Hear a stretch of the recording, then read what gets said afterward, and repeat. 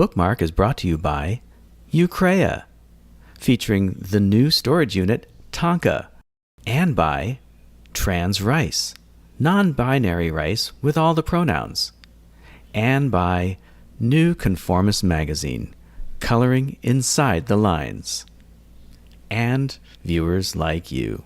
Thank you.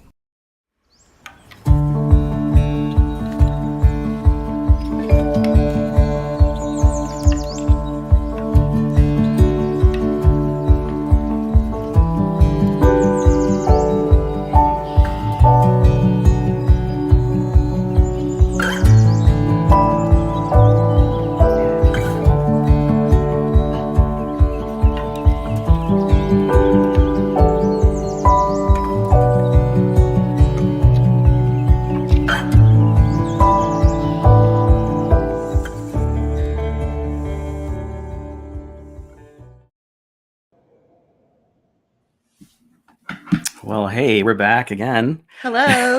Hi. It's been a couple months. Yeah, it's been a while. God, how y'all doing? So long. I'm going to put on the chat.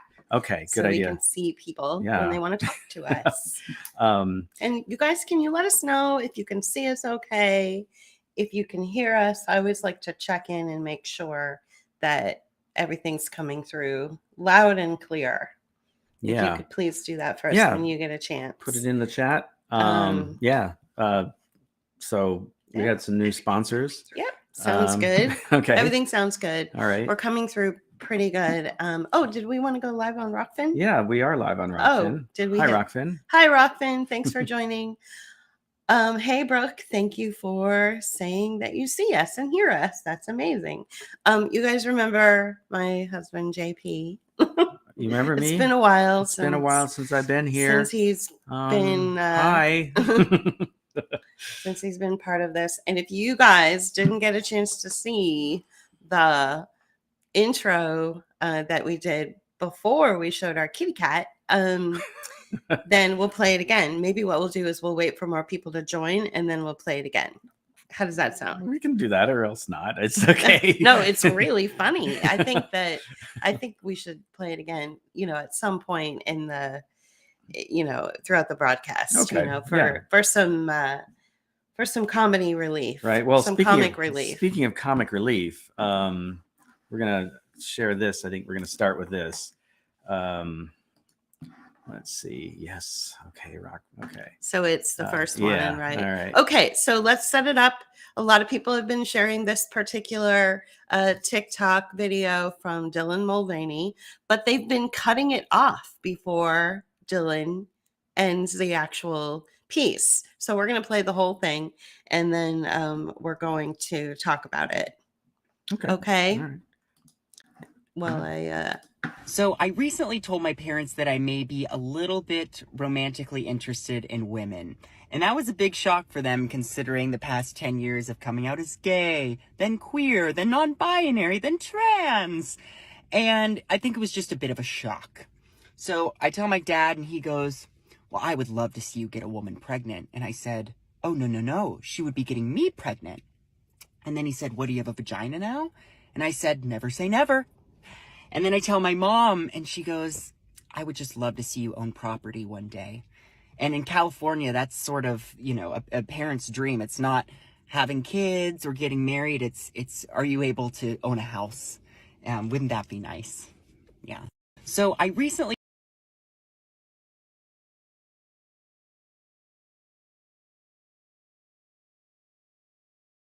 Oh, okay. Hide him. Okay, there we go. So that was the full piece, and we think Dylan Mulvaney is hilarious. What's going on over there? I'm trying to find us on Rockfin, and it's acting weird. My phone is acting weird. Okay, so, well, we can go take a look at it. Hang on one sec while we. It's over here on the right. Okay, well, there we are. Yeah. Okay.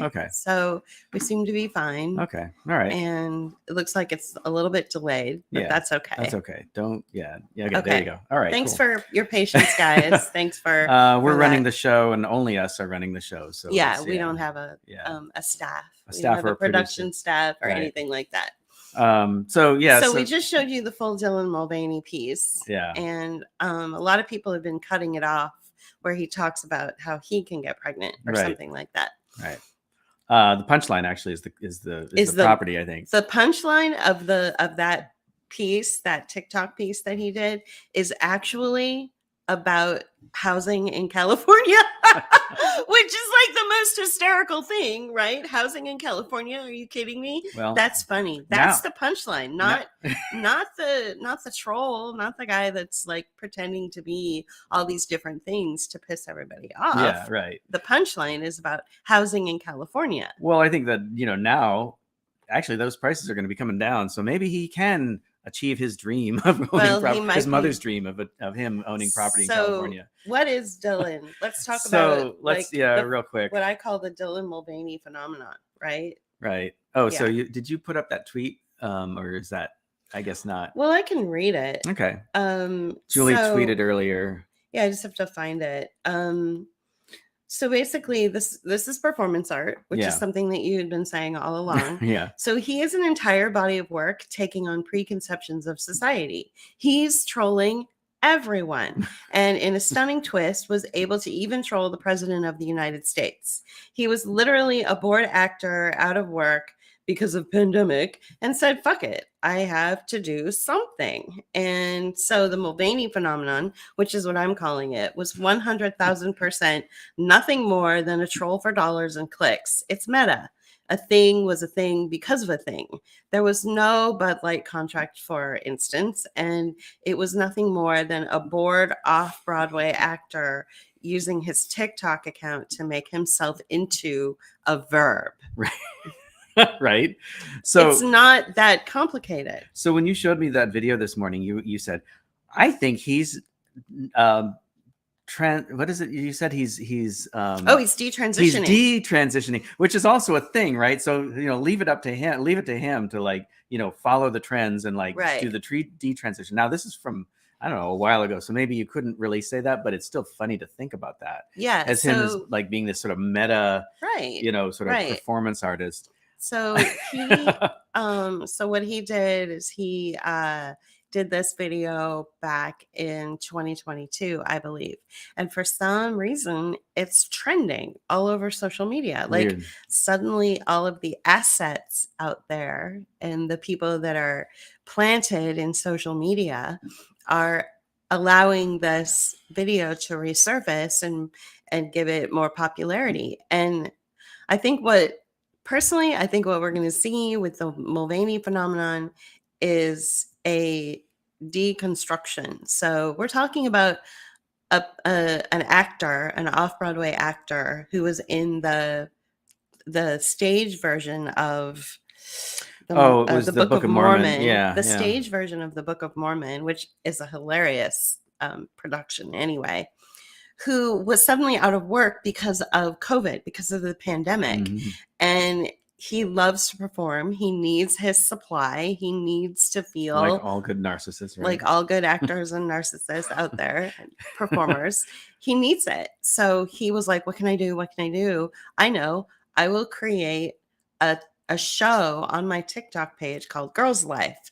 And so he just did these over the top little skits and little bits about what life is like being a girl. And personally, I thought it was hilarious. I thought it was so funny. Like, there is never a time when I have watched a Dylan Mulvaney skit, or even when he's trolling you guys, there's never a time when I haven't just busted out laughing. Like, he's really funny. So I thought this is really interesting because I feel like he's trolling us. And then he started to troll like the mainstream when he went on to Drew Barrymore and he's sitting there all glammed up with his hair up in this beautiful glamorous dress, and his makeup is perfect. And he's sitting there just letting Drew Barrymore just slobber all over herself, like sitting at his feet. And he's just got this look on his face like, you're an idiot.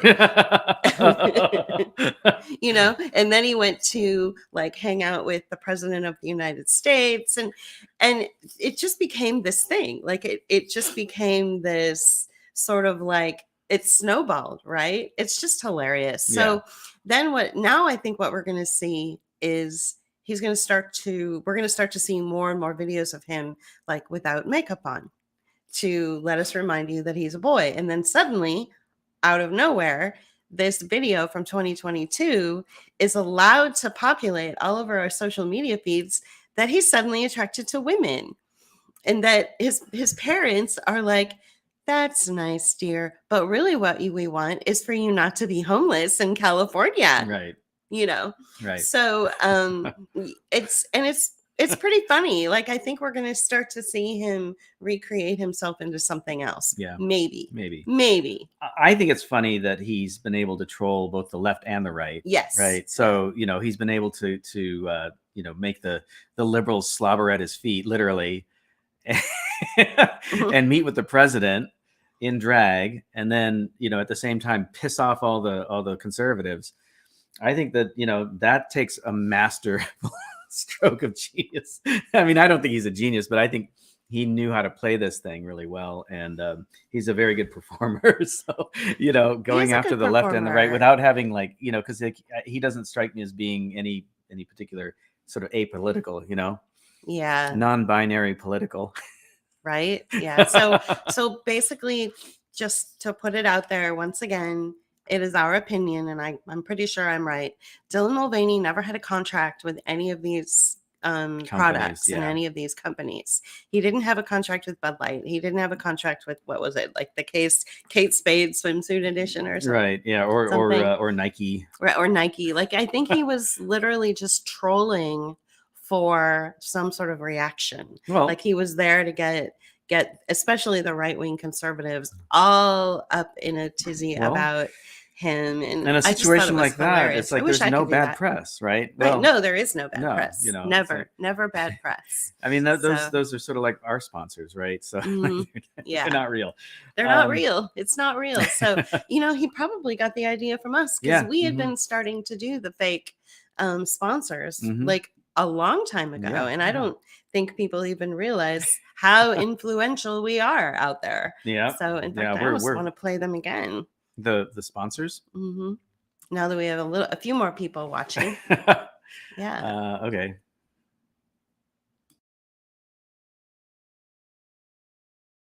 Bookmark is brought to you by Ukraea, featuring the new storage unit Tonka, and by Trans Rice, non-binary rice with all the pronouns, and by New Conformist Magazine, coloring inside the lines, and viewers like you. Thank you. Okay. All right. Yeah. We self-congratulations society here. No, I thought that was brilliant. I love those three sponsors. I think they're so funny. That's hilarious. Let's put it back on chat and get some feedback. So and we'll get into this in a little bit. But I created that image of the tank inside the inside the interior using an AI image generator. And it kept giving me a tank inside the house. I wanted the house to look like a tank inside. Right. So the inside of your living room to look like a tank. The inside of a tank. Yeah. And so this is how, like, we're going to talk about AI in a bit after we. Do you want to do Bachman first, or do you want to talk about AI first? Yes. No, we'll talk about the World Health Organization. Okay. But man, this AI thing, it's like. Yeah. We're gonna go there. We're gonna get into it. Okay. So this last week, the World Health Organization sponsored or hosted the World Health Assembly. Okay, which sounds like whatever. But so the very first day, and we have some video footage here, or not footage, some video here. This videotape we're going to play. Of Michelle Bachman, former Congresswoman Michelle Bachman, talking about what they focused on, which was climate change of all things. So right. So who's Michelle Bachman? She's the former Congresswoman from Minnesota. Yeah. She's at Geneva right now. Yeah, it was in Geneva. Yeah. She's in Geneva right now, and she's probably like the only person like really covering exactly what they're saying. So there's a bunch of meetings, and the first day this is the first day she's here. So this is what she's telling Mr. Bannon. Right. So, Okay. oh, not that one. It's that one, right? Oh, right. Okay. So Is why that it? is her Twitter page up? I don't know. Oh, I must have brought it up to look at her. Yeah. Okay, that's all fine. right. Let's share this. Okay. Oh, there it is. Okay. The head of the World Health Organization, Tedros Ghebreyesus, said that the climate crisis is a health crisis. He said the climate crisis is their priority. Climate is the number one mission of healthcare. So one of the doctors in charge of the environment and climate at the World Health Organization said very clearly that we were focused on infectious diseases, but now we're going to be moving away from infectious diseases, and we're going to focus now on climate change. So all of these climate change people who saw they were going to establish global government through climate change, now they see after the pandemic, and that works so well for the World Health Organization to try to control people's lives. Now they see that the platform, if you will, for global government is coming through healthcare. So the climate change people are jumping square in. So one of us needs the mouse, and There we go. Right. So we better put us back on. Okay, there you go. So that was Michelle Bachman, former Congresswoman of Minnesota, telling Steve Bannon like what's going on at the World Health Assembly. Right. So I found that it was interesting that it's something along the lines that we've been talking about, how it's going to transition from the whole pandemic thing. They're going to continue doing that, but they're going to yeah, you can close that. Yeah, I'm doing. Yeah. Go ahead and talk. I know what I'm doing. Yeah. I'm a professional. I know what but it's so she seems baffled. I guess, okay, here's my take on it. She seems baffled by the fact that they're talking about climate change and not focusing in on anything else. Like, she's surprised that they're equating the health of the planet with the health of people, right? But the thing is it's not really people's health that they're worried about in this case. They're thinking that people are bad for the environment, bad for the world. They create climate change, if that really even exists. I think that ordinary people are not responsible for that. I think that the people who run the world are responsible for all this, all the pollution, all the ridiculous everything that has to do with what's wrong with the world has to do with them, not us. True. Absolutely. Yeah. I think also what is interesting is that there is, if you go back and watch all of the different people that have sort of gone to Michelle Bachman and said, what are you finding out? What's going on? One of the recurring comments that she makes at the World Health Assembly is that nobody is there. Right. No media is There's there. no media there. Right. It's all delegates, and that's it. What we're talking about and what she explained is that in a year from now, from this week, so in May of 2024, everybody will have cast their vote, or the votes are going to be counted. And, they're moving full steam ahead into these international health regulations. And there, of course, is the pandemic treaty.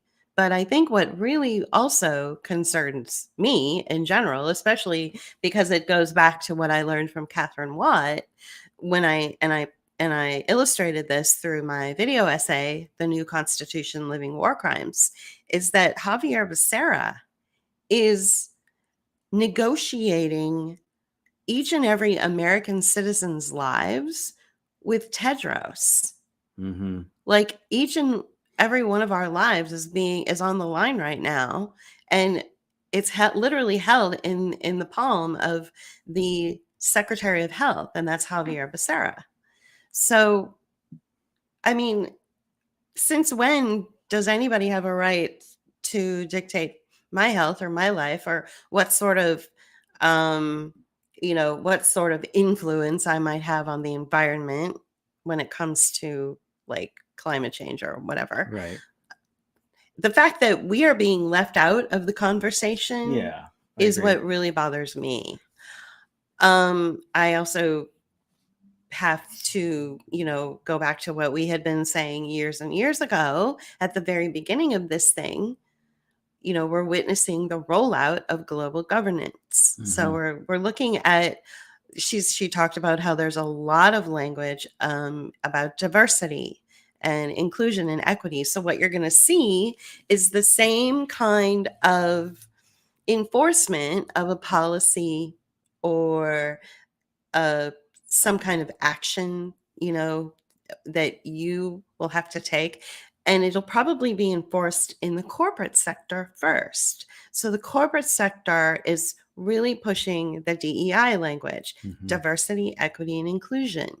And each corporation has DEI officers. And so I think what's happening is the DEI officers are going to get a memo from that's event that ultimately comes from the World Health Organization, and they're going to say these are the things you need to tell your employees now, just like they told their employees that they had to get a shot in order to come to work.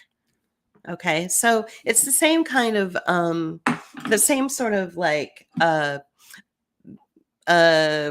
punishing kind of dictate coming from like your project manager or your barista. You drove too much this week. Right. Or your school teacher or your school administrators. It's going to be the same kind of thing. It's going to be tied into health, because I'll tell you what happened was the health industry and the tech industry, mostly the tech industry, saw the benefits of a marketing campaign. And so the climate industry, or the climate change industry, said, we want a piece of that. We want a piece. We want, $100 billion. So it's going to happen, I think. And I think it's really just up to us to ignore it. Right. Well, we overheard somebody in a restaurant yesterday when we were there. Yeah.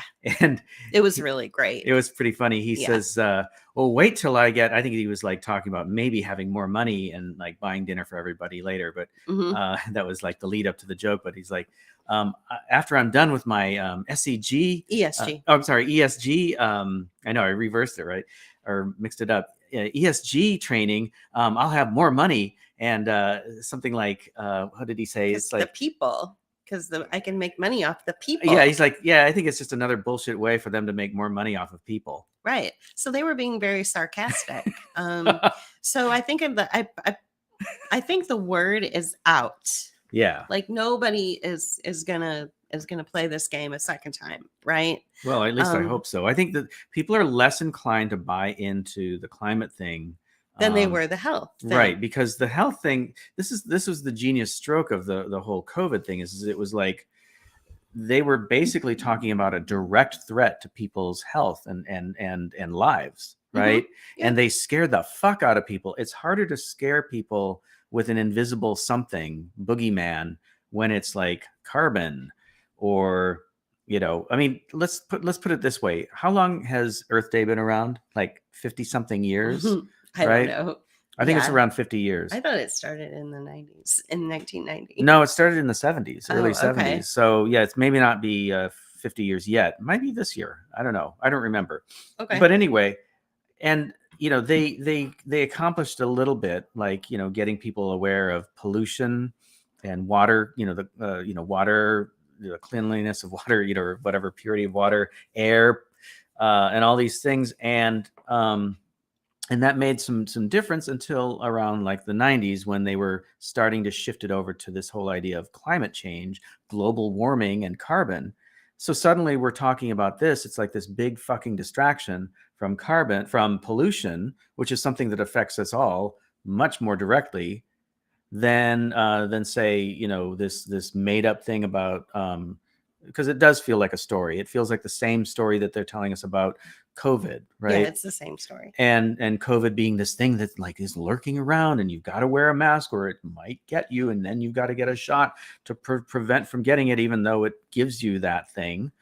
So Brooke says, yeah. So Brooke says it's all about control and tightening the reins. Sure, but I think that's the very first. That's the first part of the conversation. What it's really about is well, that's good to know, Robert. Oh, by the way, congratulations on your move, Robert. You'll have to put in the chat like how you're loving it. So I think it is about control and tightening the reins, of course, but it's about money. It's about a funding stream. It's about, you know, announcing emergencies so that funding streams can open up for various industry, you know, and anything having to do with, you know, gadgets or technology or rules that corporations have to follow in order to get access to that funding stream, they're going to do it.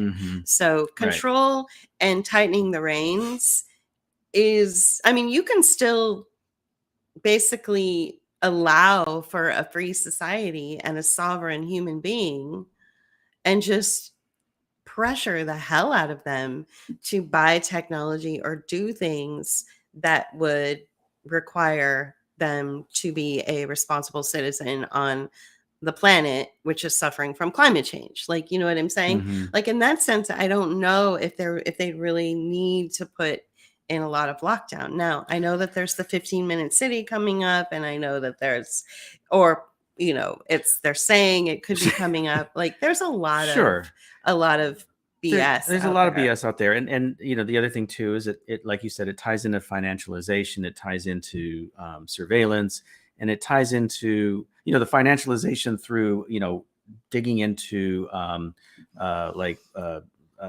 investments, like what was it, like the teachers fund, or the what is that, like the CARES Act? No, like an investment for a oh hell, I hate when that happens. It's when it's a okay. Well, anyway, it's the fund that people draw on when they retire, right? It's like pensions. A pension. Thank you.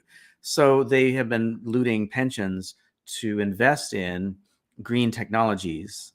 Okay. And then all the this is going to be an interesting transition in a second here. You know, all the idea of like the electric vehicles. It's the same game plan as when they switched from television to digital television, or LPs to CDs, or, you know, CDs to MP3s, right? It's a new way of like getting you to buy a new product that does the same thing that the other one did, right? And or the light bulb thing, right? Making you buy LEDs when you know, incandescents were just fine, right? But convincing you that, you know, this is much better, and they're really not. But the other thing too is this idea of natural capital, so the green economy, and people, planet, and profit, the triple bottom line, and all that crap is just another way of expressing capitalism. Okay, and all they're doing is just selling you more crap with a green label on it, right?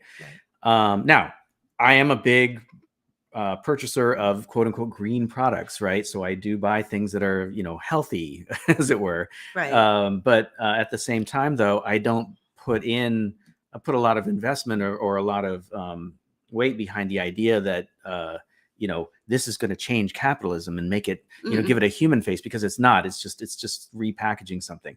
But check this out. Do you remember that green little goblin named Greta Thunberg? Thunberg? Yeah. She has now come out as an anti-capitalist. Right. So how does that wash with the green capitalism? I mean, hello, Kimberly. How are you? Thank you for saying hi. I appreciate that. Yeah, no, it's all a wank, right? It's all bullshit. Greta Thunberg has now, you know, flipped the script a little bit. And at first she was like, how dare you? And all of you capitalists are, creating, are taking away our future. You're not giving us I know, right? Kimberly's laughing. You're not giving us a future. So you're going to have to invest in environmental sustainable governance in order to give us a future. And now basically she's like, she's kind of backpedaling off of that and saying, yeah, that's just another form of capitalism, and capitalism bad. Right. So, well, she's partially right. The thing is, though, that it's done very cynically, though. Yeah, I it's don't very believe cynical. it for a Oh minute. yeah, not for a second, because she's royalty. She's Swedish royalty. Well, at least cultural royalty, right? Yeah. And and she's mixing with billionaires at the WE, the World Economic Forum, right? Right, exactly. So yeah, that's it's all bullshit. It's so funny. But that speech you were referring to, the reality was that she was speaking to an empty room with like a couple people in there, and we know this because a Swedish television crew were recording the audience while she was speaking, and it was like one or two people, right, like kind of watching it. And then when they edited the whole thing, they had reactions for, like, they had close-ups of the billionaire class in the audience for another thing, for right? another performance from another thing altogether. Well, because she's a little on the spectrum, and I think she has issues with crowds. She gets very anxious with crowds. Well, so I think at the very beginning, when she was, when there was a green screen behind her, and I think she was wearing a pink top, and it was the whole "how dare you" thing. That was, they probably had to have a long conversation about how are we going to make this work, because this brand new person that we've just kind of curated and made and whatever she's propped up, she does have issues with crowds, and so how are we going to do this? So my takeaway is, Greta Thunberg, she's still a thing, right? Yeah. Right. Yeah. So she will always be a thing. So this World Health Assembly, aside from it being about climate change, in the first session was about climate change. They went on to other things. You can see this on if you dare, if you're allowed to go watch what is it, War Room with Steve Bannon, and he's interviewing Michelle Bachman and her covering the World Health Assembly. She goes into the other sessions that they had, and she was going into. We watched another one where she was talking about how they were getting into the nuts and bolts of like how they're going to control us through health, right? So interesting.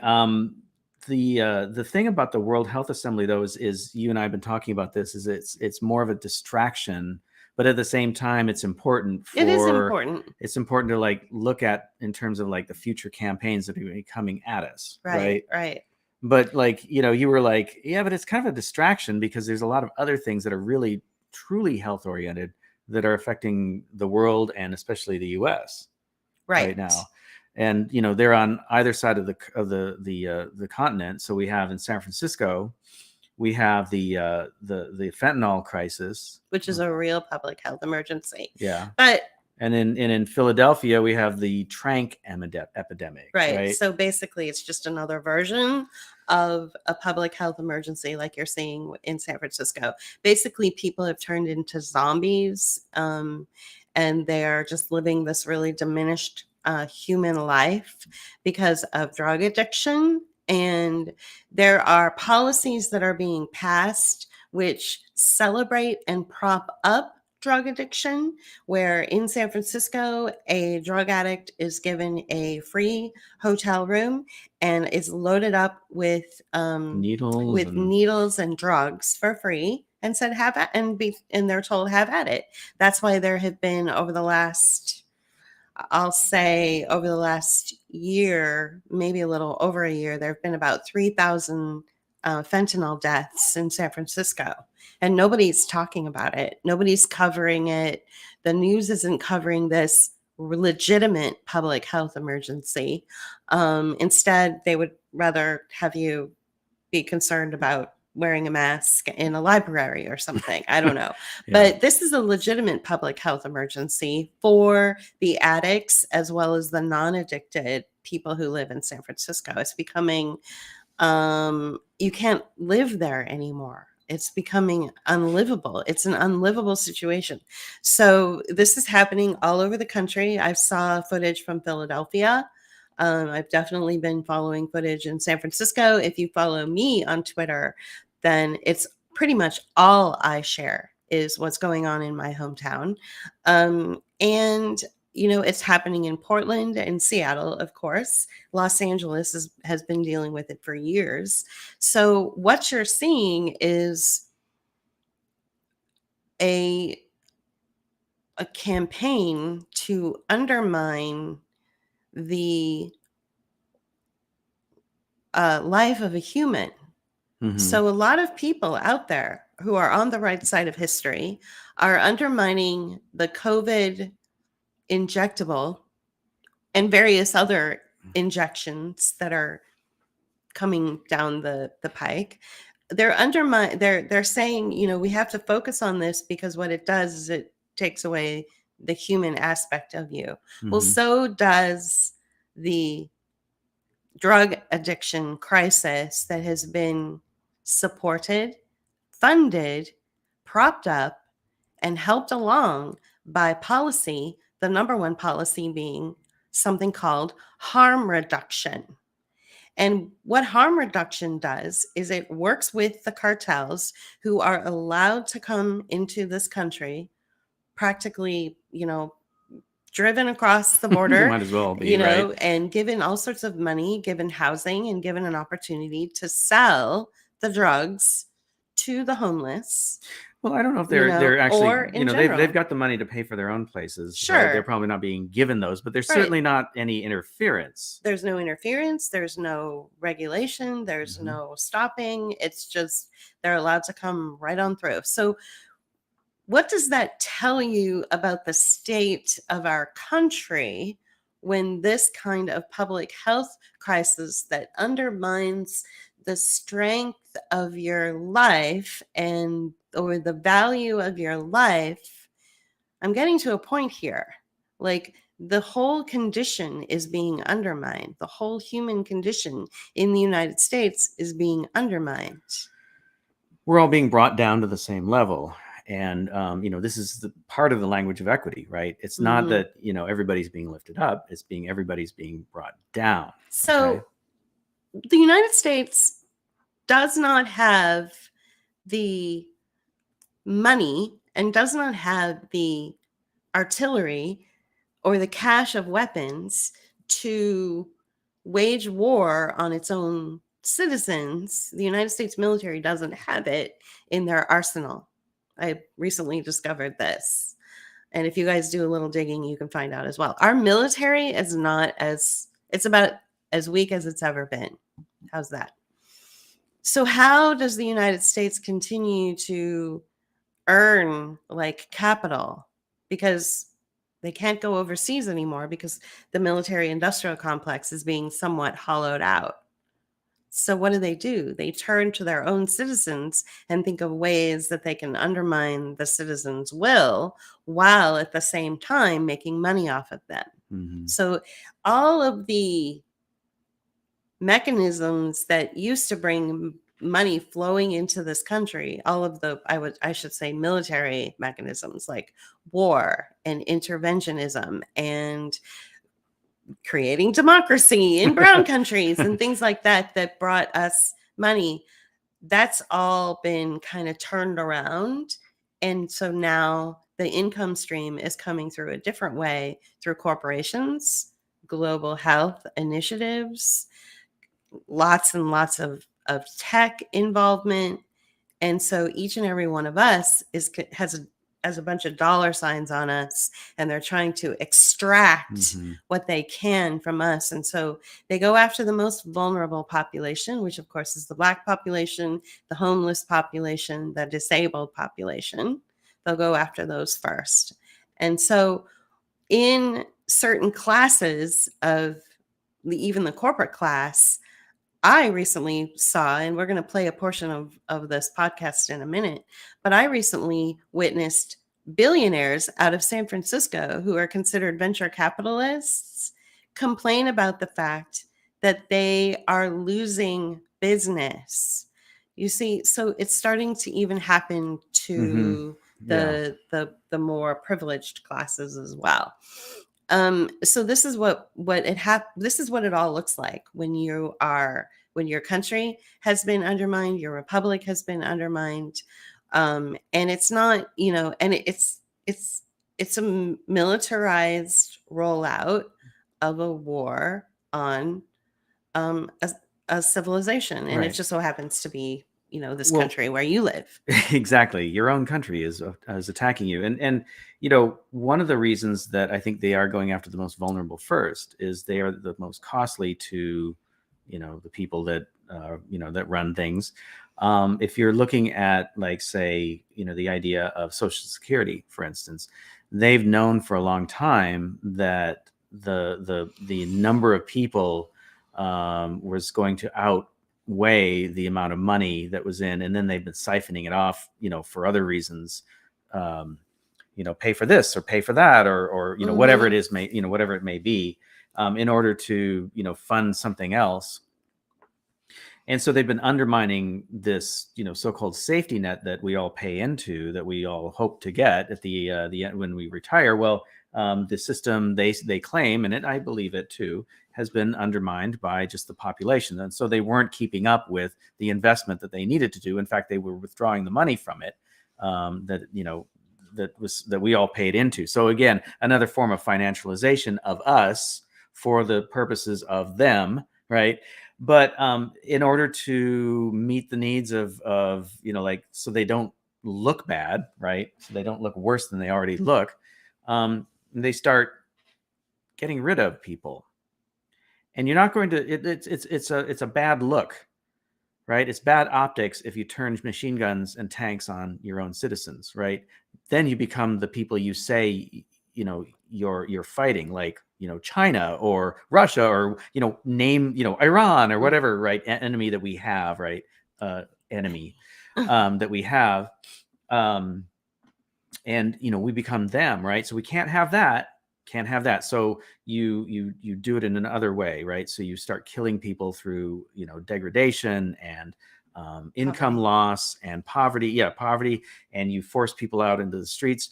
The thing about homelessness and addiction is that the addiction follows the homelessness, right?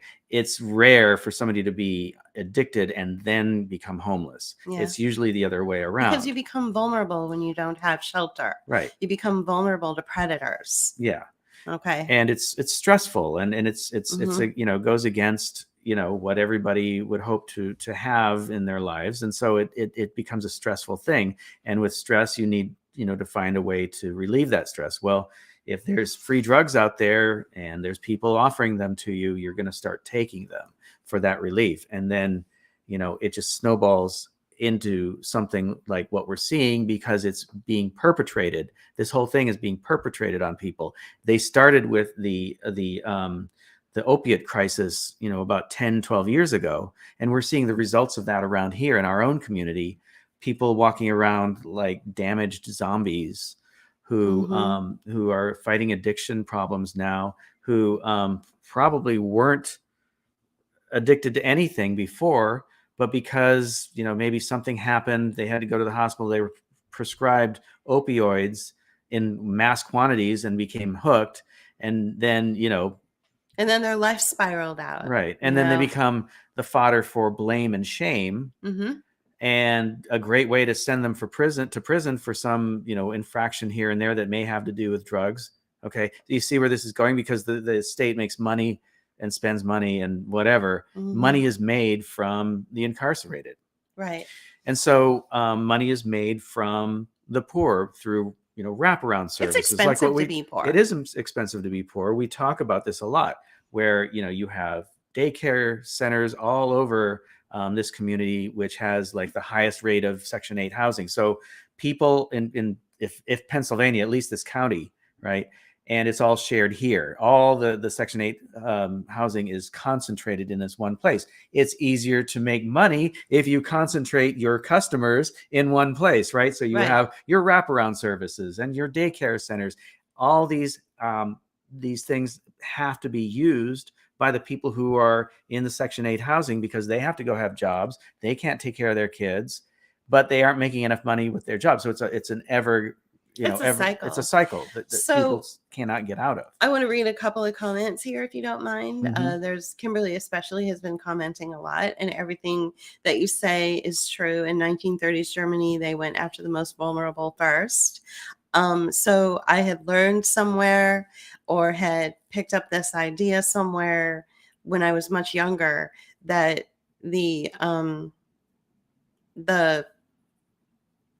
what we witnessed in the 1930s and 1940s in Germany and Europe was based on how the settlers treated the Native Americans. Yeah. So they already had a blueprint for such horrific, crimes, and so they used the blueprint for how South Africa used the blueprint of the United States against the Native people. Right, exactly. For their oppression. And the Turks used it against the Armenians in the turn of the 19th and 20th century, early 20th century. And then the Germans followed that. And so they were using all those blueprints, but especially the American one, right? Yeah. So, and then if the whole goal is to sort of get rid of people or to reduce the population, I guess what I'm thinking is that the reduction in the population is just a benefit as a result of the financialization of the people.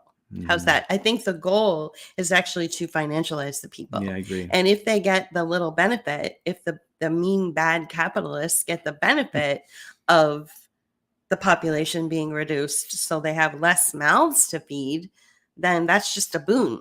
Right. That's just like, oh, that's a good thing, But I'm not sure that that's the goal, because I think the goal is the more people, especially the more people that they can push into being born into poverty and kind of creating this caste world, is really the benefit. Capitalists are not wealthy because they're better than you. They're wealthy because they know how to gaslight their workers. They know how to torture and torment people to the point of the people being too scared to stand up for themselves. So that's all that is. So if you don't live in fear, and if you're not afraid of capitalists, then you probably won't feel exploited.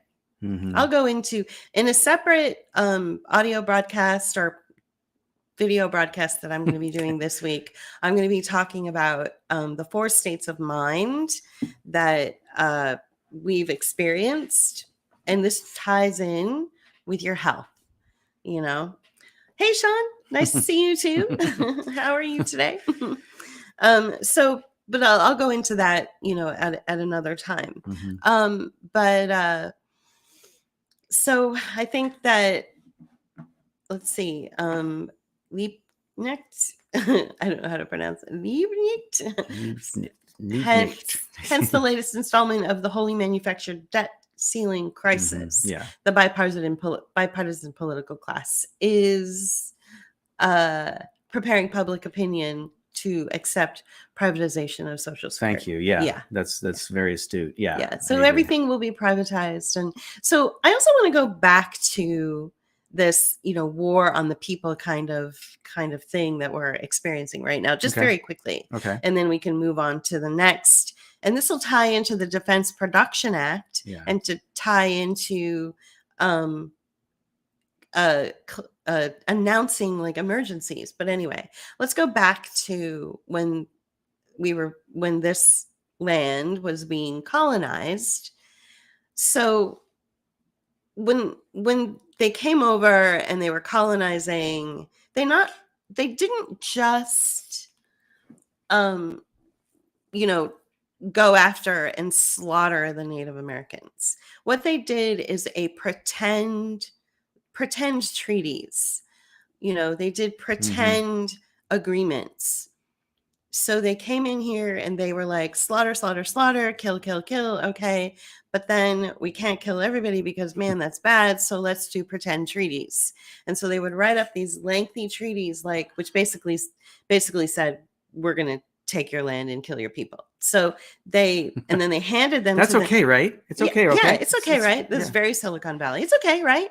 So they handed these treaties to the Native Americans and did like, you know, this is your handshake deal, you know, everything's fine. Here's a check. Right.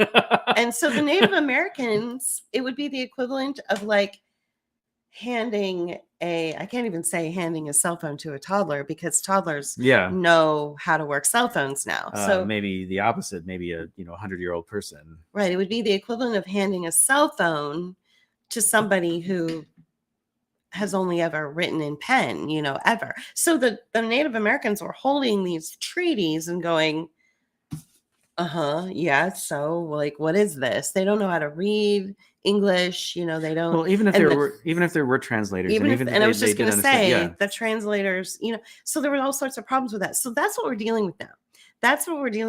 We have like really, really, really intelligent tech people, you know, the tech, especially in the billionaire class, that are hiring the engineers, that are hiring the experts and the designers and all these people that understand users. And the users are not understanding what it is they're agreeing to when they're on social media and when they are basically just using the internet or using anything technical, using their apps. Right. They're not understanding the extraction and the exploitation of their minds, their thoughts, their words, their bodies. And so a lot of times when you go to a website and you get this jargon and it says accept or like accept cookies, you don't know what you're accepting. And it's the same kind of concept where, you know, the settlers were going in or they were colonizing, you know, this land, and they were handing a piece of paper to the Native Americans, and the Native Americans were like, for fire? Like what? You know, so you're just clicking away, accepting, not understanding the, you know, how this is allowing you to be extracted for profit. So so one of the things that is so, you know, not talked about a whole lot in the age of COVID. Exactly, Sean. Like treaties in Braille. Exactly. Right. That is so perfect. Let's say the blind took over the world and started handing us treaties in Braille, and would you be able to understand, like, what am I reading? Like, what's going on? Yeah. So exactly. So so the Defense Production Act is a military action that the government announces. I'm announcing, you know, the Defense Production Act, and it just keeps getting re-announced over and over and over and over again. The Defense Production Act historically has only ever been utilized for wartime scenarios. So the fact that it just keeps getting announced over and over really frustrates me, because I don't think enough people are talking about it, because I'm reading about it. So let's go to let me pull up this this article, and I wish I had set these up before, but that's okay. We can do this. So this is the memorandum. So this is the memorandum on presidential determination pursuant to Section 303 of the Defense Production Act of 1950 for printed circuit boards and advanced packaging production capability. Okay. Can you translate that for us at all? Or should we just we can let it sit for a second, because I think, you know, there's some other stuff that we want to support this with, but basically this is helping, Silicon Valley and other companies bring production back into to the United States. The part of the problem, well, there was also the CHIPS Act. So let me share that too.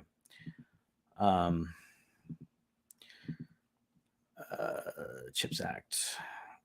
Okay, so the CHIPS Act is along the same lines. It's a little different, but it's a similar kind of thing where it's like preferential treatment is being given to a certain industry, either through what do you call it, the Defense Production Act, or through another type of act. Part of the problem that people have been talking about is through supply chains, meaning the chips are not available because they fucked up the world when they closed everything down. All production is in Taiwan primarily. Can you explain the chip? Like, what's a chip? A chip, like when you you have it with fish. Yeah. JP. Or you eat potato chips. No, they're silicon chips. They're for computers and your phone, your car, everything has microchips in them. Okay. And they're primarily manufactured in Taiwan. Now, there's this whole kerfuffle with China wanting to take over Taiwan, and we were watching global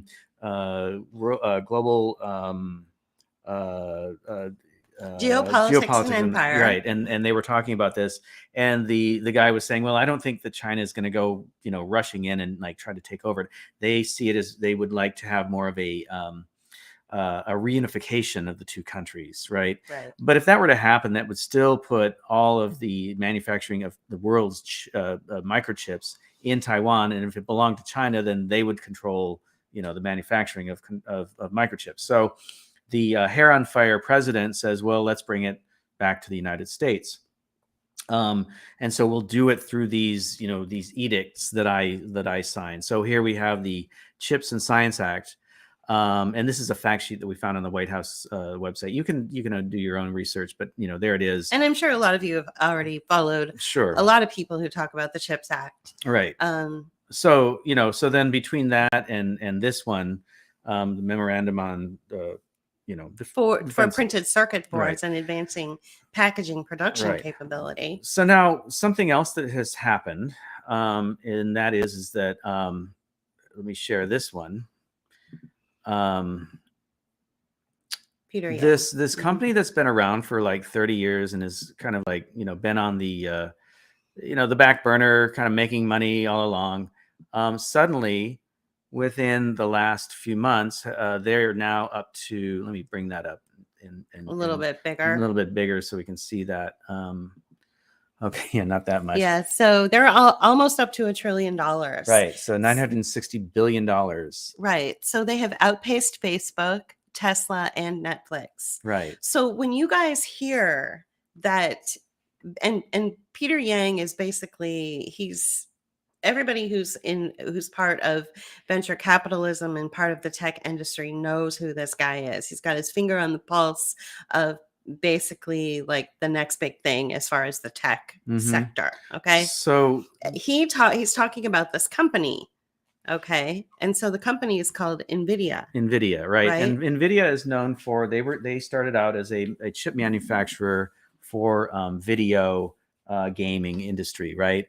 And what they produce are called GPUs instead of CPUs. Now, CPUs is sort of like a big microprocessor. It's not just a chip, it's a processor, and it's what your computer runs on. GPUs are and that's computing processor unit, something like that. GPUs are graphical processing units. And so they're used to process a lot of information, graphical information that's required for running, video games, right? Right. So can we put us back on? Yeah, sure. So how is it that a manufacturer of GPUs, of processors, how do I do this again? Well, this way? Yeah, do that. Okay, yeah. So let me just bring this back up. Okay, there we are. So how is it a manufacturer that's, been around for like 30 years suddenly go from like zero to a billion? Well, not zero, but like a decent amount. How do you get money so quickly funneled into your industry? How do you do it? Through an emergency? Through the announcement of a production act that you would only ever announce in a wartime scenario? But why would they need something that could process a lot of information quickly, like graphics? Could it be something to do with artificial intelligence? So we're looking at a company called Nvidia.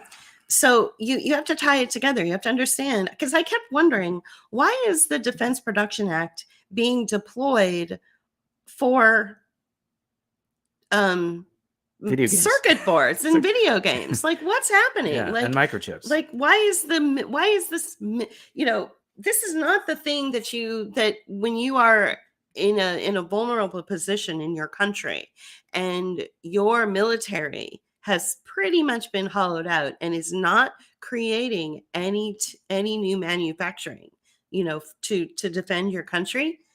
Don't you think that $1 trillion or $900 billion would go back into the military to create a stronger military base? Instead, they're putting it into gaming scenarios. They're putting it into motherboards and chips. And this company, Nvidia, is the recipient of money that's funneled through the Defense Production Act. In my opinion, I'm putting 2 and 2 together.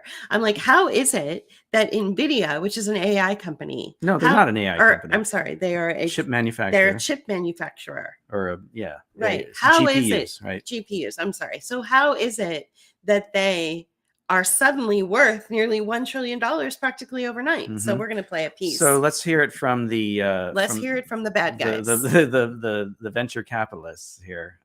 Let's see. Let's play this.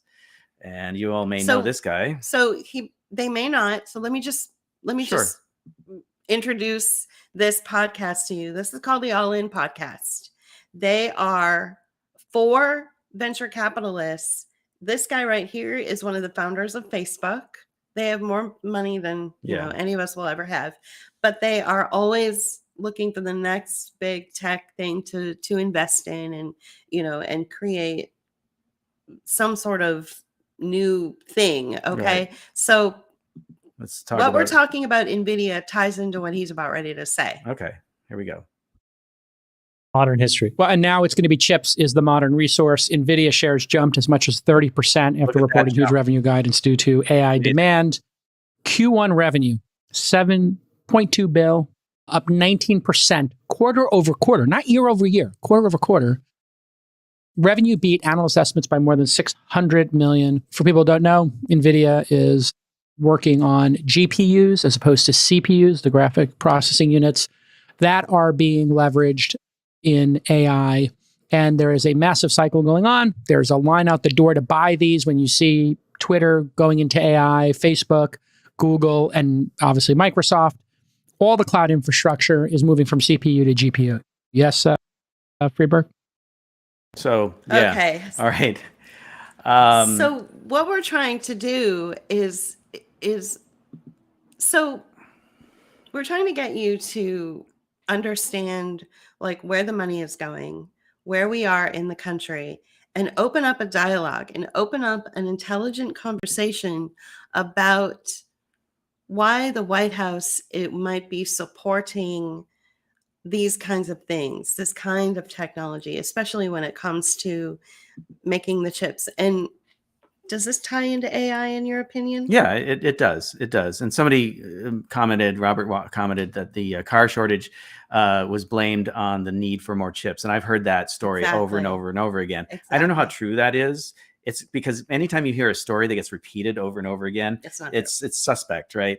But it's it's given as an example or given as a reason for that and and it's given as a reason for a lot of things, right?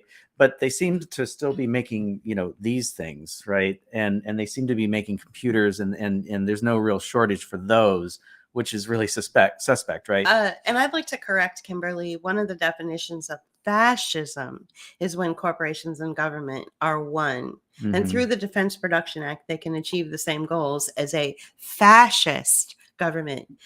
We're actually pro-socialism, Well, like legitimate not, socialism. yeah, not state-run not socialism. state-run socialism. Yeah. So state-run socialism is kind of like the Bernie Sanders soft democratic socialism. You will Like, have the governments owning, the factories, right? Right. But it's not, yeah. and we support things like state-run social safety nets, like food stamps and benefits programs for people who need housing or people who are on disability. My taxes go into those things, and I'm fine with that.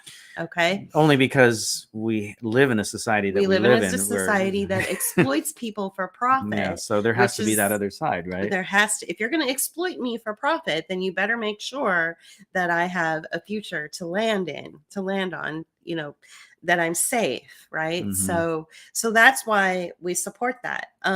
So it's fascism when the corporations and the government come together and take advantage of the people, and the people don't benefit, and in fact the people are like hurt by this marriage of the corporations and government. That's fascism.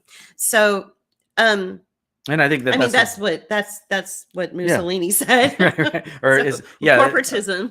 That's allegedly what he said, but yeah, that's Right. yeah. So So let's go back to the manufacturing of the chips, and Mhm. let's talk about why the government would deploy the Defense Production Act for basically so that Nvidia right. could get all this money. I mean, if you connect the dots, Nvidia is now worth more money than all of the major, FANG industries, and FANG is Facebook, Apple, Netflix. Amazon, Netflix, and Google. So Right. FAANG, Facebook, Apple, Amazon, Netflix, and Google. So suddenly Nvidia, which is spelled Nvidia, has the most money of all of them. So what do you think that means? Like, why? Like, what's the goal here?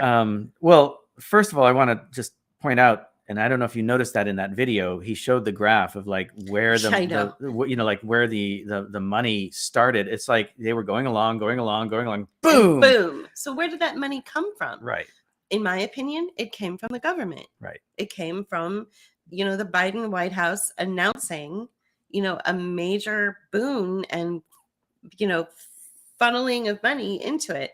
So I guess the question is, for what purpose? Why? Well, I think that, it's clearly about AI, right? They don't come Okay. out and say this. They don't say it here. They may say it in the body copy, but they don't talk about that necessarily. But I think that that it is about AI, because the GPUs, the guys that are in the investment circles, who, by the way, they were all kicking themselves for not getting in on Nvidia. Oh, they were It so happens. mad. It Yeah. happens so fast That even they weren't weren't even aware of it. Exactly. So So that'll tell you something else, right?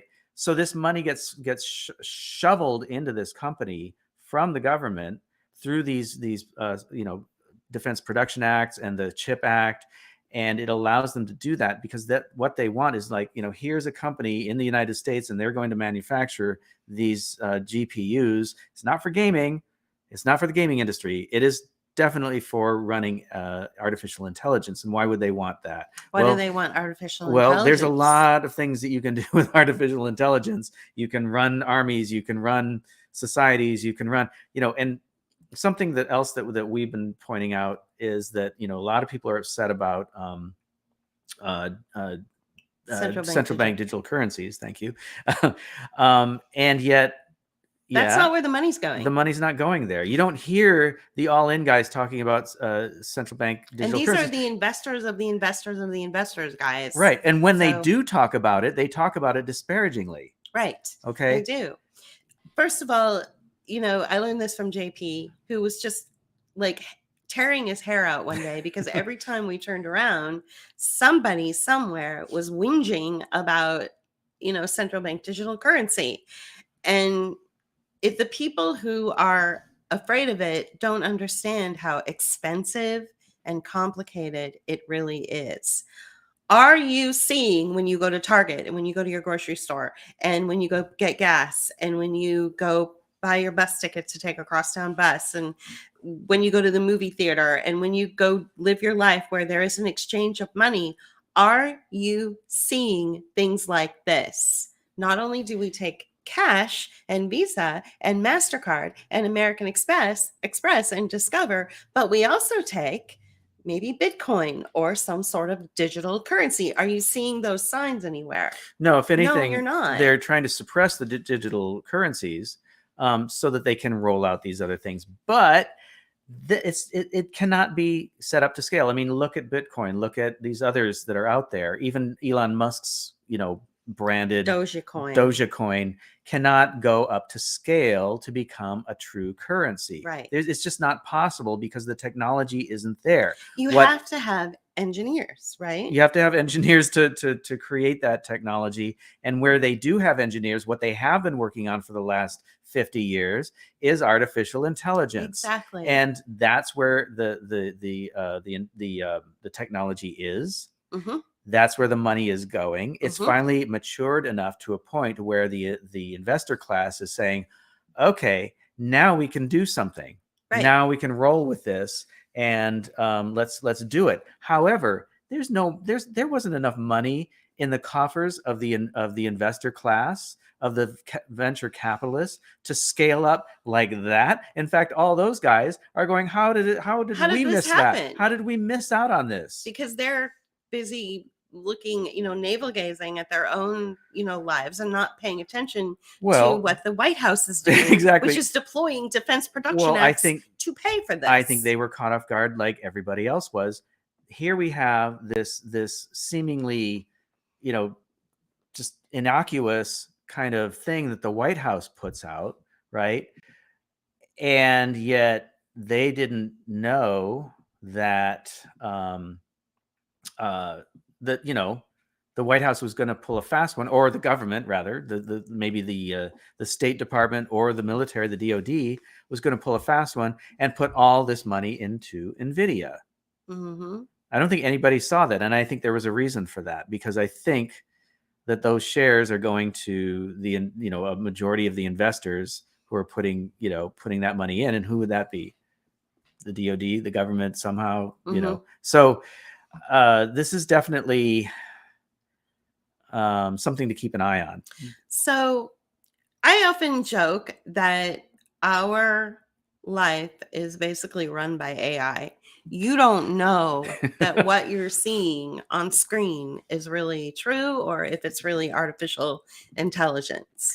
There has been so much sort of memification of our lives. And so I'm thinking to myself, is this huge boon, this influx of money into these programs, like these chip GPU, right?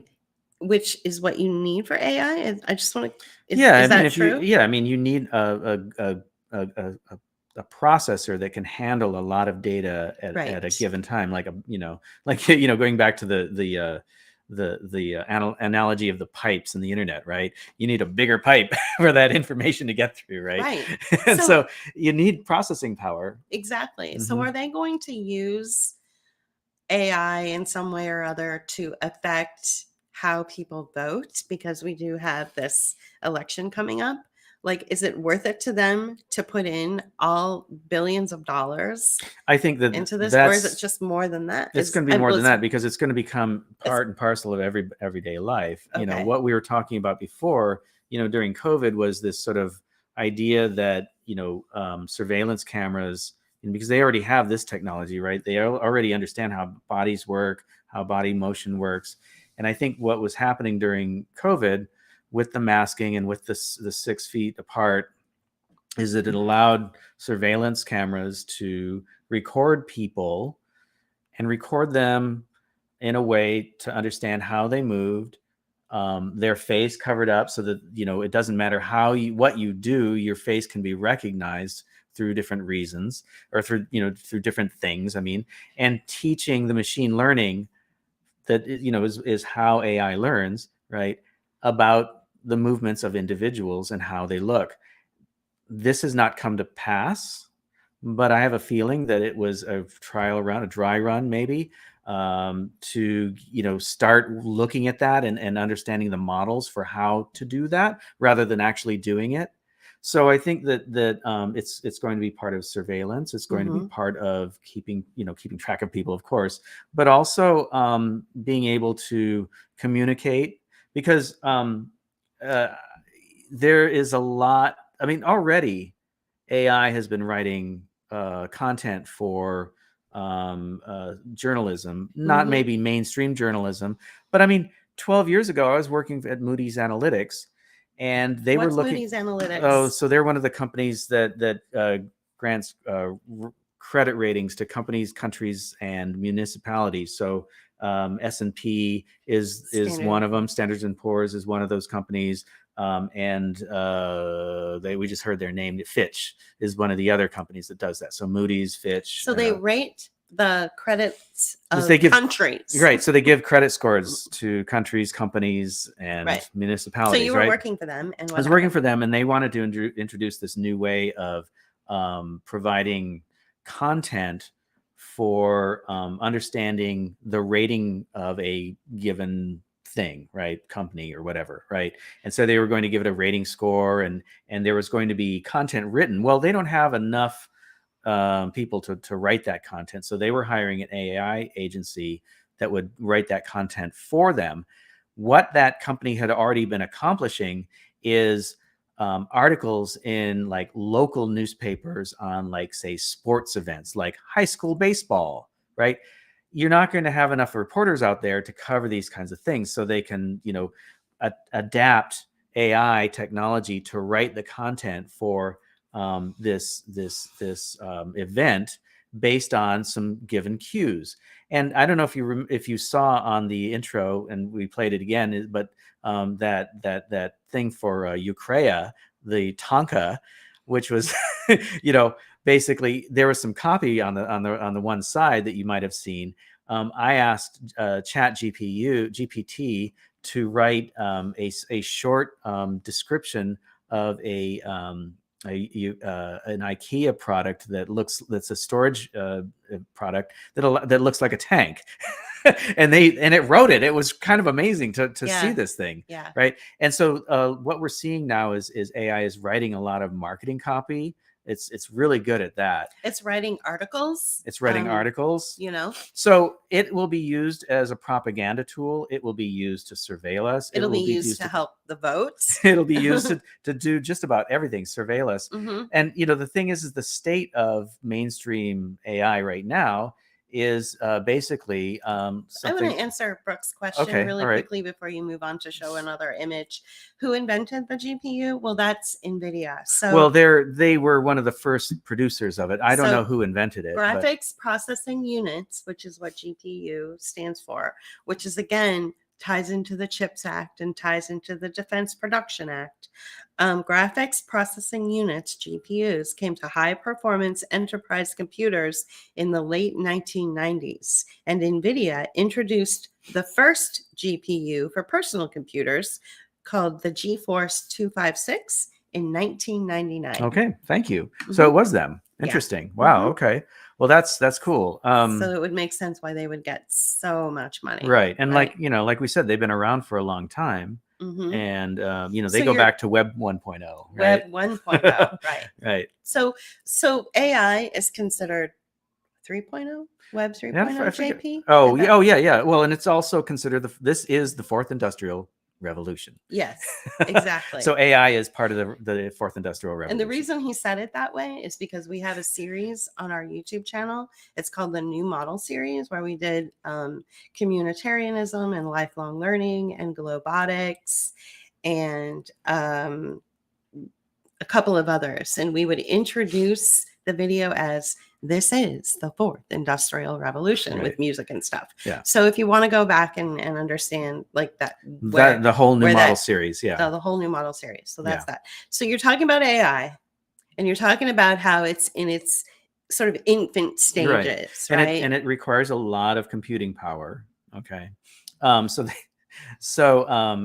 the other day I asked, oh, I have to go back here. Sorry. You need to share it. I need to share it. So the other day I asked an AI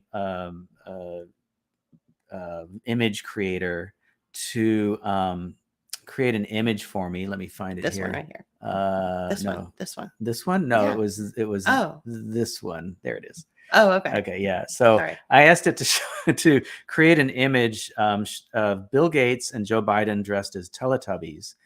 And this That's is what what you it came, got. and that's what I got, but it's really bizarre, right? It's really like Let me make this a little bit bigger so you it's can see not it. very Like I mean the guy in the blue kind of recognize Joe Biden, the but blue suit is it looks a little bit obviously like Joe Biden. But where's Bill Gates? and like who are these other people? Who Like, are these people? it's like it's bizarre. I love the suit on the Biden, like the long coat and stuff. That's really funny, right? Yeah. Yeah. So if but- you're just joining us, we have been live for about an hour and 20 minutes. So we will be wrapping it up soon. So you'll have to go back and watch it from the beginning. Right. If you're just joining us. Right. Well, there's this other thing that I want to kind of illustrate the the state of the art basically for commercial AI and especially image processing. And that is this one. Okay. So this is a company called Photor, and they create images that and it's basically you use text to create them. But I mean, look at what they're showing. I mean, this is what they're creating. Oh my right? God. Yeah. It's like it's not soft Okay. porn, but it's just about there, Yeah. and it's all this like really like airbrushy looking sort Yeah. of fantasy stuff. Yeah. And so this is what they're pushing us into. This is what they're basically and it's another form of conformity, right? It's content. It's AI is being brought up as this like, oh, creators can make fantastic content now, and yeah, they probably can. I was not successful at the beginning when I first wanted to make the Tonka or that tank. Oh, there's Julie. Can we get rid of that? Yeah, let me get rid of that. Hang on a second, and I'll just close that. There we go. Okay, so and I asked this AI image making thing to create an interior. In fact, I still wasn't successful with what I actually wanted to create, but I did create something that was interesting. And it told me that what I was trying to ask for, what I was asking for, was dangerous, or something that they could not complete because it was dangerous. Because I used the word military. Yeah, sure, military and tank, and they didn't like that. And so there's been two narratives going on, and this is what I kind of wanted to get to. Is there's been two narratives going on with AI and its adoption into mainstream life, right? So one is that AI is really dangerous, and you've probably seen people or heard people talking about this. The New York Times is all like paranoid about AI, and like it could be set up so that it destroys human life because you give it a task to increase the computing power of the world by 100 times or whatever. And so basically it realizes that people on the internet are taking up all the computing power, so it destroys people. Right. Okay. And then like it could destroy the world because somebody could like nefariously create a bomb scenario that blah blah blah blah blah. Okay, all these like crazy stories and narratives that like AI could do, right? So we have to put controls in place so that it doesn't do that. And did you know that AI is racist? I mean, it creates, so all this shit, right? So now you go to these things. Really slanted too, you have to admit. Well, so now you it's like the thing is like the people who create AI are all these programmers who work in corporate settings, right? So they have zero they have imagination, but not much beyond what their job is required to create for them, right? And they're not very interesting people, and so the AI, I believe, is going to basically reflect that. The other thing too is see they're building up this whole idea that AI could be dangerous, so we need to put these things into place. So when I put those keywords in my description or my request for whatever the prompt is what they call them, it said, oh, that we can't do that. Mm-mm. That's dangerous, Dangerous. right? So So, they give me other things, or they give me that word. Now, the other thing, the other narrative that's going on is that AI is going to allow creators and creative people to come to the fore and create all kinds of amazing, media and blah, blah, blah. And now And just what you blowing saw, smoke up your ass. right. And this is basically what we're going to be getting. Oh God, it's right? just awful. And you're right, Robert. It does look like NASA photos of the Earth from space or something. It just Right. it doesn't look real. Right. And so that's what I'm getting at is that we're going to get more conformity and more of the same kind of art. We're not going to get true art. We're not going to get what these people, like the All In guys that we played a moment ago, that video of those investors. They were hyping this whole idea of AI as like creating this whole new class of creators. And it might. I mean, we have already started using it, right? And we may just try out that product that allows you to input a video, a script, and create a video from it, just to see what the hell it does, right? But my prognostication, or my prediction is that we're just going to get more of the same. Right. So we're gonna get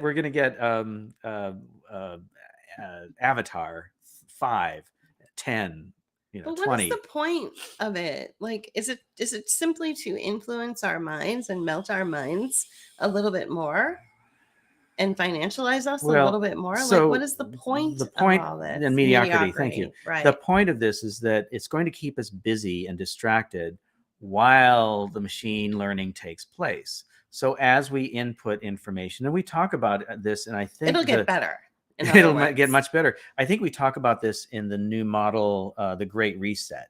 Right. Okay, where we talk about how AI and machine learning is has used the last 15 years of us playing around on Facebook, which, by the way, admits that they use AI technology to direct or misdirect or whatever the content to you, right? It squelches us, well, and it listens in, because like you'll be having a conversation at home about something that you need to do, and suddenly these ads appear on your browser in like Facebook or what have you, that suggesting for you. Yeah.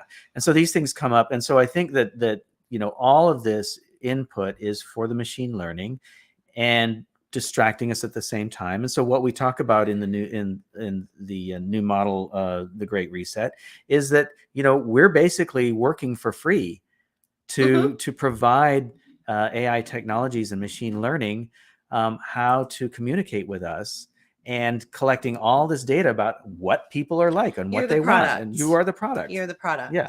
To help refine product that will make you irrelevant.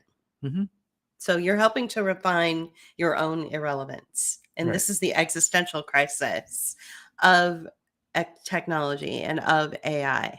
That's the existential crisis, is that you are helping to refine the thing that will make you irrelevant. So how do we, how do we not do that? It's hard for us in particular. I don't know about you guys, but we make video essays, okay? And we use whatever we can use to make the video essays. We also do broadcasts like this to inform people. So how do we get out there? Yeah. If we don't want to use the technology, which is going to eventually make us irrelevant, then how in the world? What we would literally have to do is we would have to shut down all of our accounts. We're on everywhere from Rumble to Rockfin to Gab to Twitter to Facebook to YouTube. We have 2 YouTube channels, because of all the strikes. So we have a backup channel. We'd have to shut everything down, and we'd have to invest what little money we do have into film, into going into the film circuit, so that a friend of ours who runs a movie theater could play our video essays, our 90-minute video essays on the big screen. Like, if we wanted to just remove ourselves from technology altogether, or we would have to go around the country and speak in front of people, like on a stage or in a classroom type setting. We don't have the funding or the time to do that, to do any of that.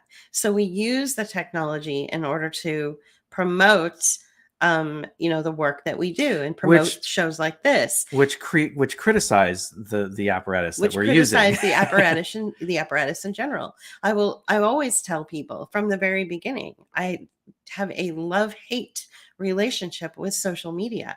Social media was created to undermine the fabric of society. Who said this? One of the founders himself. It was created to undermine the fabric of society. Yes, Sean, we are definitely going through an existential reckoning right now. That's a really good way of putting it. This entire, milieu of this particular portion of the economy, which is dedicated and funded by the Defense Production Act. So that means your military is involved. That means your government is involved. Funding technology whereas technology is used to weaponize your organic in-person like strong connections. Like you will never ever have a strong connection with anybody on social media ever. The only way to really keep this assault on the fabric of society from continuing is if you get into your local communities. And I do have to say that there are still communities out there that have kind of shied away from technology.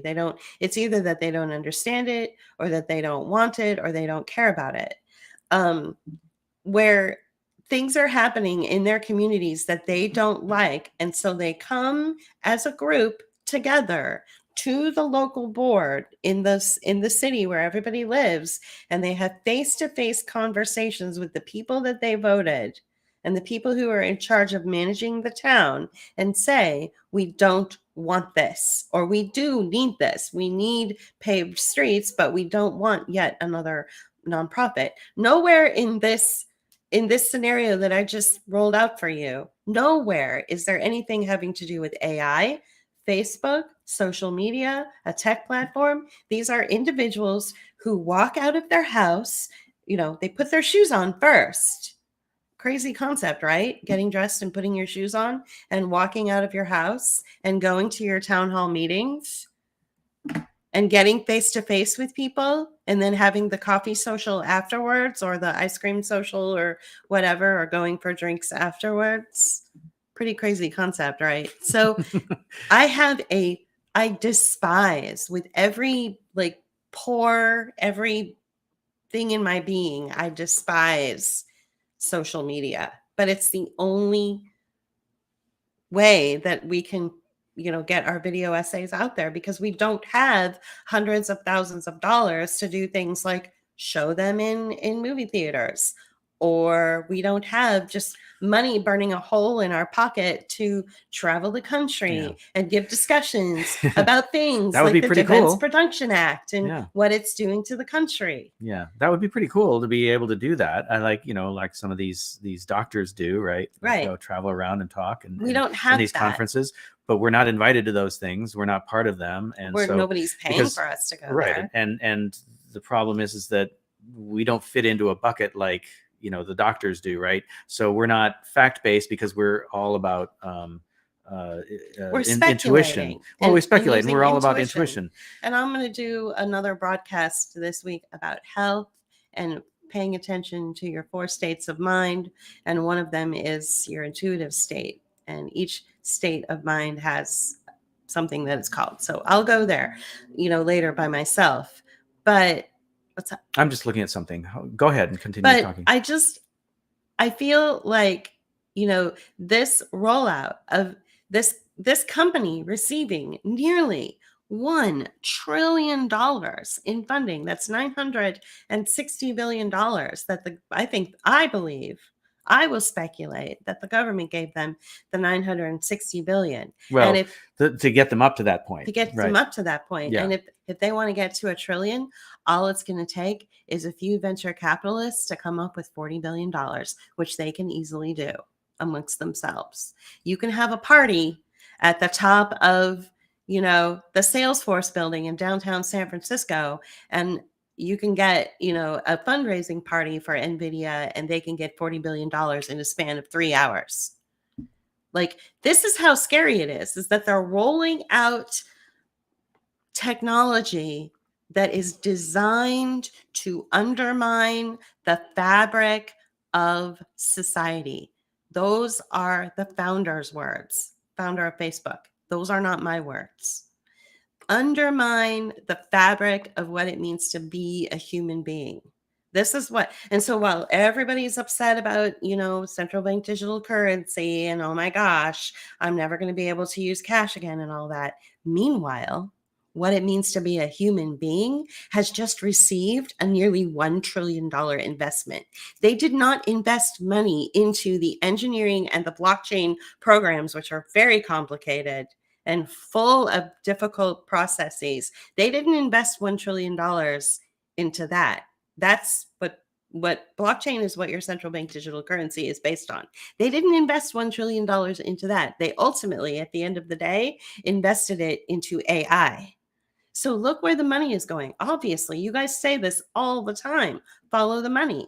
So I am. And I'm telling you, this is where the money's going. So what does it take to hold on to your human experience? If you are a single person and you want to be in a relationship with someone, get off the internet and go meet somebody. That's how I met this guy, So like, you guys are going to have to figure this out, because I feel we use the platform to do these shows and to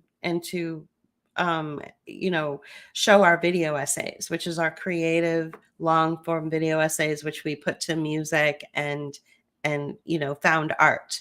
So, which will tell a story. So we're storytellers. So we use the technology for that. But outside of that, I have plans to go to the farmer's market with my friend on Thursday. And then we're also going to go celebrate her birthday. And then we're taking a trip down south to go meet more friends. Like, we're doing stuff, outside of this. And I'm just so concerned because I see that people are using social media for their therapist to ask how do I, fix a problem that I might have with a child, or just all sorts of things. And it's like, whoa, where is your network?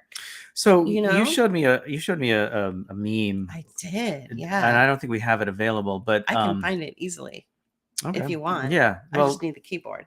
Okay, there's the keyboard. Yeah, I'll show you. It's so like, if to me this meme that this young person that I'm connected to, that he shared, was so thought-provoking. It just really and I'll just describe it while she looks for it. And it was basically a group of people are basically saying, hey guys, let's hang out. And that was showing a map of the United States, and each person, here it is. Okay, Here so it is, yeah. Go to share, go back to live yes, stream, and then share, and go to share. Yeah. And the screen, and yes, and Facebook. This. Okay, and there we go. So there you go. So can you guys see this? Yeah. If you want to click there. Right here. Yeah. All right. So you see the girl says, who wants to hang out? And everybody says, I do. Count me in. Hell yeah. And they're all in different parts of the country. And that's how we feel too. Right. We've only met like maybe 2 people out of all the network of people that we know, in real life, online and in social media, in person. Right. 2 people out of like, probably hundreds, if not thousands, but probably hundreds. Right. Knowing us. Right. Right. So, so we have a problem here. Yeah. And, and this is great. It's great, and it's terrible. Right. Because we've been able to make contact and share information and become friends, at least virtually, with a people, lot of you, with people all over the country, mm-hmm. which is awesome, right? But at the same time, we have no direct relationship with anybody, Right. right? And so it's three people. Three people is what I just counted in my head, Right. And maybe one of them four. lives in Pittsburgh. Yeah, maybe four, but one of them Two lives of them live in Pittsburgh. Two of them? Goldberg. Oh, right. Yeah. We just haven't seen him in a while. Yeah. But I'd like to see him again before too long. But anyway, that's different.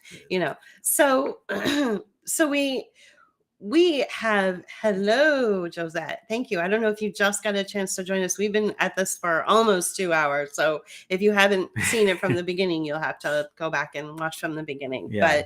But if you haven't, but I am, I'm very concerned about the fact that nearly $1 trillion has been invested into these chips through the Defense Production Act. What I'm trying to do is get is to help you understand the connection. The Defense Production Act is only deployed in times of war. When the country feels vulnerable is when it announces, okay, we're going to use the Defense Production Act to shore up our steel industry so that we can make more tanks to protect our country, and we can have tanks at the border or whatever. Or convert a vacuum cleaner factory into making propellers for World War II airplanes. Exactly. And shit like that. Yeah. The Defense Production Act is only announced and triggered in times of war. So why is the Defense Production Act deployed right now? It was deployed on March 27th to make chips or to make circuitry ultimately for AI. Mm-hmm. Ask yourself, what does AI do? I just told you. It undermines the fabric of your social connections. So what does this tell you? Like, what am I telling you? That the United States government has deployed the Defense Production Act to put almost $1 trillion into something that will undermine the fabric of society, especially with a target on the West.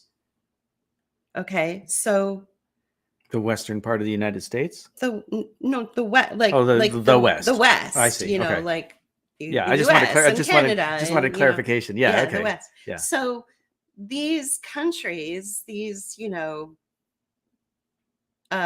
developed countries are targeted, and so you are hollowing out the fabric of society, your social connections. Your social connections is what saves you from your own government, is what I'm trying to say. And these are being undermined to the tune of billions, if not trillions of dollars, literally right in front of you. Mm-hmm. And so, coming back to a comment somebody made about the story about the cars not losing their chips, or not having enough chips, so there's a shortage of cars being manufactured because of the lack of chips. This is a story designed to make you say we need more chips, and so it supports that narrative, so that the government can come in and say, oh well, sure, let's put this Defense Production Act into place. Let's create this act, the CHIPS Act, so that more companies in the United States are making chips. So it's bringing the production home for reasons that are not quite what they say they are. Right. So, I guess these are all very existential issues. Why does your own government hate you so much? I pay my taxes. I'm nice to my neighbors. But that doesn't make I haven't committed any acts of terrorism. Like, why does my government hate me so much? That they want to deploy trillions of dollars to undermine the social safety nets and the social connections that I might have with my neighbors. Like, I don't get it. Like, something so simple like a backyard barbecue that everybody is experiencing today. I'm sure a lot of people are. I know a lot of people in this neighborhood are. A backyard. Your government feels more threatened by a backyard barbecue. That's easy for you to than say. they do by Russia. They feel less threatened by Russia than they do by you. Why is that? That's is a it good because question. we know? Is it I don't know. Like, is it because we have their number and so they're like, oh, they found us out? Like, because what is it? you know, we're two things. We're in the way. Yeah, we're in the way. But also, when is it that you ever appreciate or love or like something that makes you money? Right? There's always the people who work the hardest get paid the least. It is weird. Frida's like, it's weird that our It is weird. government. It's weird, right? It's just weird. And so there's this feeling of contempt for people who do the most, who are the lowest in society. And so if you take that kind of concept and overlay it and map it to what's going on now, why does our government hate us? Well, it's because we are the engine that makes the machine go. And so there's that contempt for that, because they need us, but they hate us for needing us. Right. And they're finding that they don't need as many of us. And this goes back to some of the things that I've been saying before, where as freedoms have been given out and provided, they're only given to you in proportion to how much they need you to participate. How do you give out a freedom? Here you go, JP. Well, here's your freedom for the day. Like, what your does that freedom for the mean? day. Well, that means that the country started out as only white men who held property, who were property owners, were allowed to vote. And then when they needed more people, meaning white men who were not property owners, when they needed more input into, say, going to yet another war, or doing whatever, they needed more input, they decided to give those people, those individuals, the right to vote. And because they didn't want women blowing up the the country, they gave women the right to vote. Right. So what I'm saying is that it's the same kind of thing, where it's like they can also take that stuff away as much as they can give it out. Speaking of women blowing up the country, I know. Wow. A mess over here. Yeah. Hiding things under the desk doesn't always work. Ask the government. So Frida said she spent the morning with people and got lots of hugs, and so got lots of human hugs. So this, what this does is it generates your oxytocin levels, your pleasure sensors, and it'll help you sleep better at night, and it'll help you.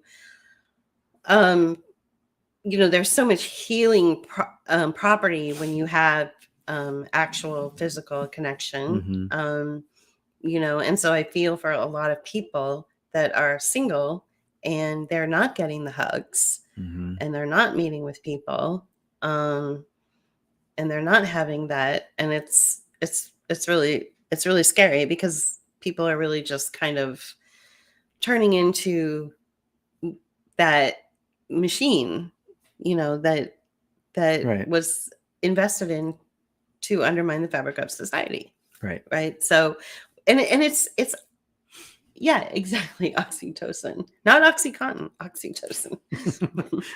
So the drugs. So we have this legitimate public health crisis with the drugs, and something called harm reduction, which is deployed in San Francisco and deployed in Philadelphia and in Seattle and Portland. Yeah. And so this also undermines the fabric of your social connections, right? When you create zombies. And I'm convinced that the CDC's, website, I think they threw up this funny little thing about zombies, like in 2015, was it? It was a long time ago. And people were like, why is the CDC warning us about zombies on the website? Well, this is why. I've actually come across face to face with zombies. Like when right before we left San Francisco, they were starting to populate a little bit more. Now they are just everywhere. They've taken over entire neighborhoods in San Francisco, and there's certain neighborhoods that you just can't go to, and they are zombies. Like they are like what you would see in a zombie movie. They can't speak in sentences that make any sense. No. They're just so riddled with toxins and drugs, typically fentanyl. They have open sores. They tear at their own clothes. Sometimes they're naked. All aspects of their human self has been erased. They'll just pull down their pants and defecate right in front of you. Sometimes they run after you, like, you know, it's literally like being in a zombie movie, and they're totally incoherent. You're right. That's exactly right, Brooke. And so I experienced that firsthand in San Francisco, and I became afraid. I was waiting for the bus to go home, and I became afraid. Like, I didn't know what this girl was going to do. She was really unstable. You typically, when you're around human beings, you kind of know, you know, like when you're walking along the street and it's a crowded street, you know, somebody will get out of your way and you'll get out of their way and you'll pass. Well, with these zombies, you don't know if they're just going to like turn on you and attack you. And it's not their fault. It's the drugs. It's the lack of oxytocin, the lack of human connection. Now, the good news is that there are wonderful people in these neighborhoods in San Francisco that are creating a network of actual human support. They're feeding these people, they're hugging these people, they're giving these people, you know, a reason to stay human, right? But these are not they're not funded by any kind of nonprofit. These are just regular people that live in the neighborhood. It's the nonprofits that are creating the problem. It's the nonprofits or that are perpetuating the problem. perpetuating the problem. Yeah. So anyway, I didn't mean to get off on a tangent, but I think what's happening is we're being hit from all directions. So the stage of the internet is being hit to undermine the fabric of society. And then actual cities where people don't really have access to, like the internet, they're also being undermined because they're being lured with drugs. So everywhere you look, and then of course you have the managerial class or the middle class that are going to work every day, and they're becoming sort of like sociopathic, and they're following these sort of this sort of rule-based wage slave kind of existence where they're listening to their corporate master to get their paycheck so that they can take that family vacation or get that home or whatever, you know. And so they're not in, and they live this very insular life, right? So that also undermines the fabric of society. So like each sector, whether you're super poor or very wealthy, every aspect is being attacked. And this definitely feels like a 360 attack from all ends. And I'm thinking to myself, going back to what Frida said, it's weird. It's weird that the government hates us so much. Because, you know, if you really listen to me, some of the stuff that I've said about the government is that I support, you know, things like Social Security for people who've worked their whole lives and want their benefits. I support food stamps. I support public housing. There are many aspects of the government that I support and I happily pay my taxes into. So why can't they treat me with the same level of respect and dignity? Why are they attacking me? Why are they creating policy and funding nonprofits and putting money into corporate structure and now putting money into AI that is going to destroy the fabric of me? I don't do that to them. You don't see me taking a Molotov cocktail and going to the housing authority building and throwing it through the window. I don't do that. So I'm having a legitimate conversation here with people who need to start asking these questions. Like, why does the government hate us so much? We pay our taxes. we're responsible. We treat each other with respect. And I think you brought it up before, and it does go back to the founding of the country. But I think the more of us that have these conversations and really think about it like internally, and then maybe if you're sitting down somewhere at a coffee shop at your favorite place, maybe taking pictures of your area because it's pretty, and someone sits next to you and says, "Oh, may I sit here?" Maybe just say to them after some small talk, why does the government hate us so much? And have an open dialogue with people. Have you noticed the government? The government hates us. They really hate us. Like, what is that? Don't be offended by it. Just ask a legitimate question. I wanted to go back to something Sean said, a comment he made. Well, I need more cowbell. I left my cowbells. My cowbells are upstairs, but you can get one on reverb.com. So just go there. Do you really have a cowbell? I have two. I have two cowbells. I did not even know that. How do I not know that? Yeah. Yeah. So we are coming up on 2 hours, Julie. How did it go by so fast? It's been a couple hours. So I hope you guys learned something. So if you didn't get a chance to see JP's creative work, he made a couple of sponsors. One of them was developed through AI. So you'll have to go check that out. It's really funny. And the other one, we should have that for dinner. We should have some trans rice for dinner. Trans rice. Right. Yeah. Another one of our sponsors. Yeah. Trans rice. Go back and watch this from the beginning. And then this week, the couple people, Greta included, got back to me and said, yes, I would like it if you could do something about health and show us some of the things that you do, keeping in mind that, I'm not a doctor, I'm not a health professional. But I play one on TV. I just play one on TV. No. But I have this autoimmune illness. And I've stepped away over the last 3 years. I have stepped away from allopathic medicine. And you're talking about someone that would go see autoimmune specialists. I would keep my doctor's appointments with them like every 6 weeks. And someone who's gone through everything from, cancer treatment or infusions that it wasn't because I had cancer, but they were infusion treatments that were also used by cancer patients. The same type of treatment. Same type of treatment. So for this autoimmune illness, and I stepped away from all of that. So if you're interested in how this has helped for me, then I'll be doing that. Plus I want to talk about the different spaces in our mind. Something I read that I've been thinking about a lot over the last year, actually. And then something I read this morning just said, okay, that's it. I'm going to talk about it. And it's about the mind, like the 4 different spaces that your mind is in. So anyway, great. Sounds weird and woo, but it's not. I'll keep it really down to earth. Cool. So anyway, we are so thankful for our viewers and listeners. And we want to just thank you so much for inspiring us.